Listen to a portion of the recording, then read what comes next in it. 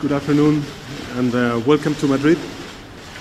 I would like to start by thanking President Biden for coming to Spain to participate in the Madrid NATO Summit. I'm also very glad to welcome you in the Moncloa Palace in your first visit as President of the United States.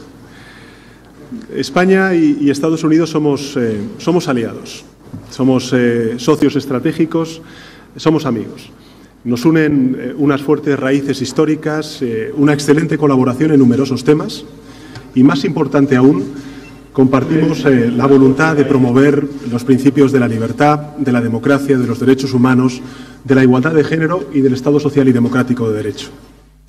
Y tras más de 20 años desde la Declaración de los Derechos Humanos, de la igualdad de género y del Estado social y democrático de derecho.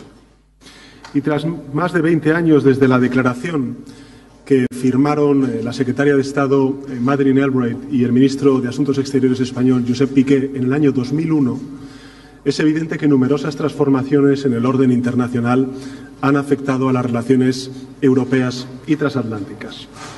Por eso estoy particularmente satisfecho, querido presidente, de la nueva declaración conjunta entre España y Estados Unidos, adoptada hoy y que va a actualizar y, en consecuencia, va a fortalecer las relaciones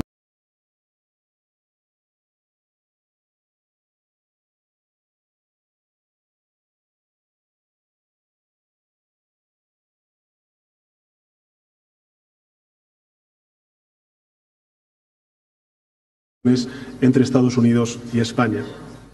En esta declaración hacemos muchas cosas. En primer lugar, lo que hacemos es reafirmar nuestra defensa del orden internacional basado en reglas.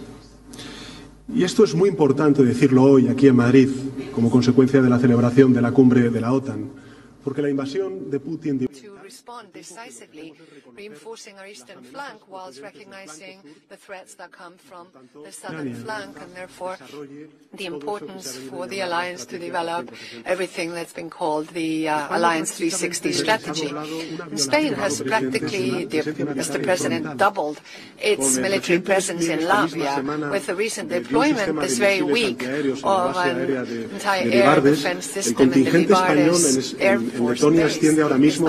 Contingent in Latvia is now of 592.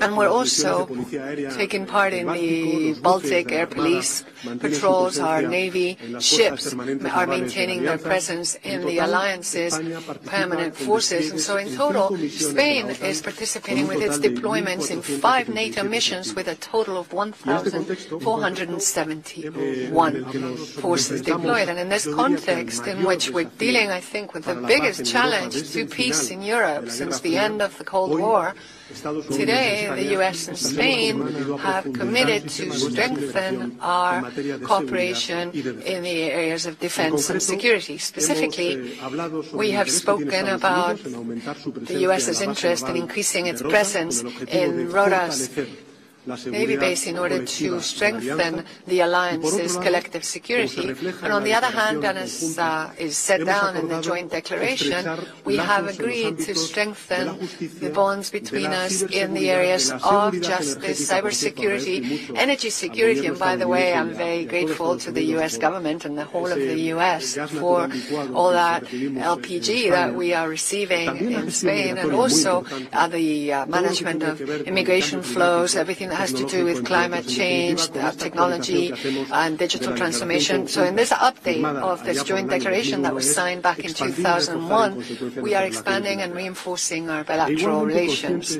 And we're also, of course, aware of the importance of the trade relations between our economies. And in our respective national recovery plans, we see an excellent opportunity for U.S. companies in Spain and Spanish companies in the U.S. And in that context, I would like to thank President Biden for his role in redefining the transatlantic trade relations, which over the last year have been able to resolve past differences and embark on a much more positive track, forgetting that past and looking towards the future with hope.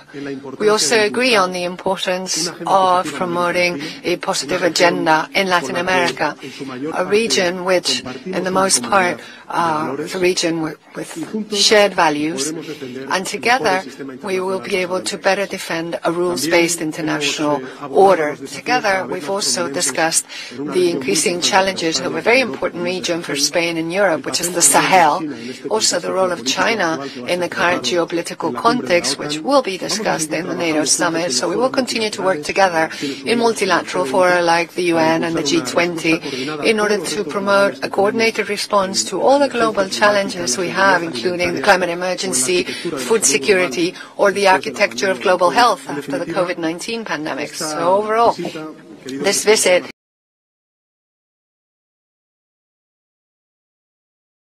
Querido presidente, ha marcado or the architecture of global health. COVID-19 pandemic. So overall, this visit, dear Mr. President, has been a significant turning point in the bilateral relations between our two countries. Allow me to finish by thanking you for your leadership. Dear Mr. President, has been a significant turning point in the bilateral relations between our two countries. Allow me to finish. The Madrid NATO summit will start tomorrow for your leadership. We are pleased to have the U.S. back on the side of multilateralism. The Madrid NATO summit will start tomorrow, and the decisions that we will take will reinforce our transatlantic bond. You can count on Spain as a solid ally and friend. Thank you for welcoming me today here and for hosting the NATO summit in Madrid.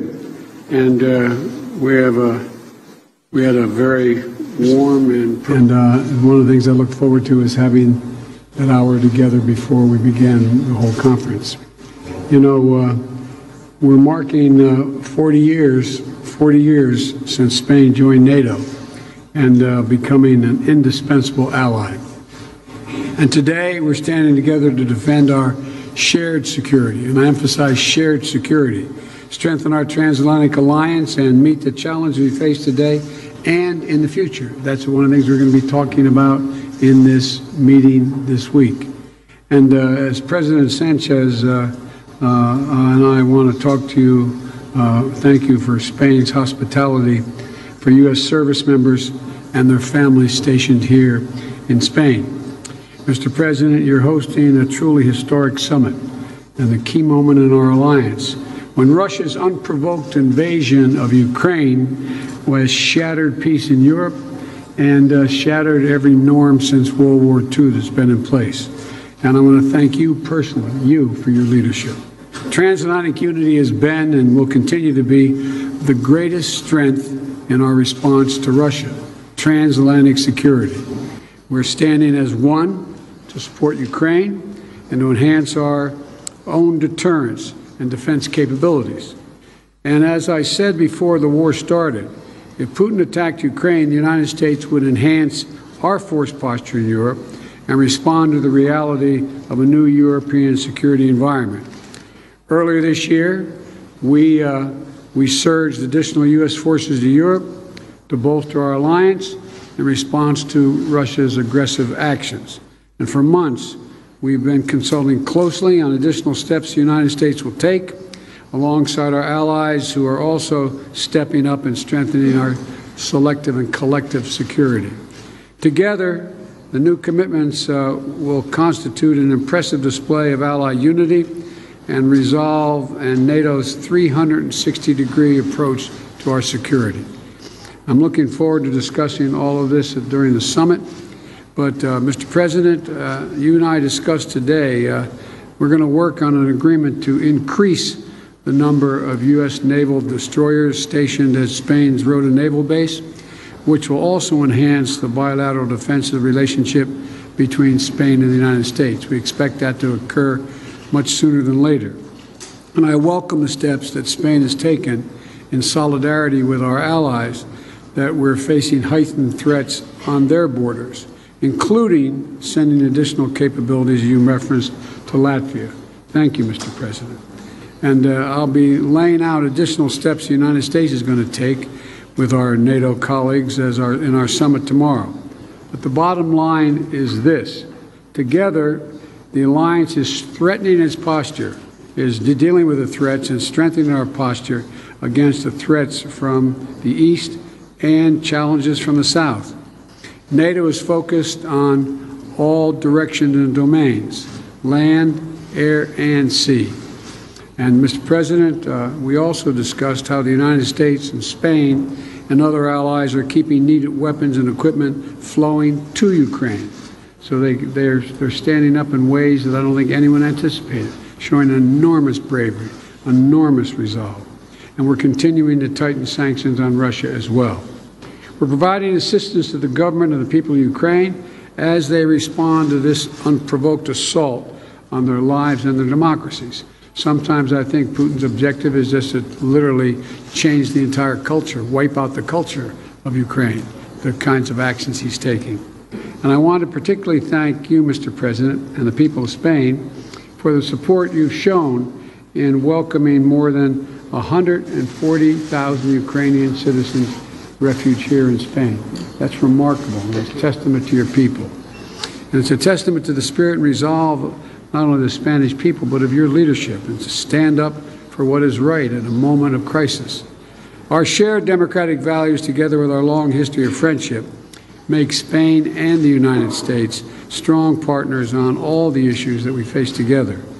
In the Western Hemisphere, Spain and the United States are working together with other countries in Latin and the Caribbean areas to reinforce democratic institutions, strengthen the rule of law, spread economic prosperity, and advance transformative approaches to manage migration. We're looking to do more together in Africa as well to promote stability and economic growth. And we reaffirmed our joint commitment today to continue to work together on the biggest challenges that affect the people all around the world, from COVID-19 to climate change. And we're releasing a joint declaration that reaffirms our shared values, reflects the full breadth of our cooperation, and we have asked our teams to follow up on the substance of the joint declaration so they become known to everyone. And so thank you again, Pedro, for your friendship and your close partnership. And we had a good discussion today, and I'm looking forward to continued good discussions the remainder of this conference. But thank you for your hospitality. Thank you. It's unmatched. President, do you have any reaction to the deaths of 50 migrants in Texas?